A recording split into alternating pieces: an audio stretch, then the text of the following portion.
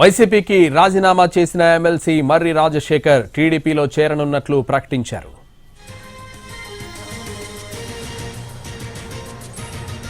రెండు 2019లో తనకు మంత్రి పదవి ఇస్తానని బహిరంగంగా ప్రకటించారు వైసీపీ అధినేత జగన్. కానీ ఇవ్వలేదంటూ వాపోయారు మర్రి రాజశేఖర్.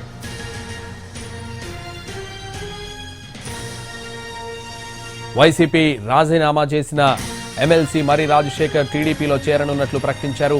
నిన్న ఎమ్మెల్సీ పదవికి రాజీనామా చేసిన మర్రి రాజశేఖర్ నేడు చిలకలూరిపేటలో తన అనుచరులతో భేటీ అయ్యారు.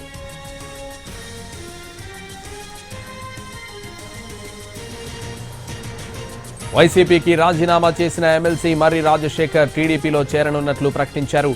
నిన్న ఎమ్మెల్సీ పదవికి రాజీనామా చేసిన మర్రి రాజశేఖర్ నేడు చిలకలూరిపేటలో తన అనుచరులతో భేటీ అయ్యారు.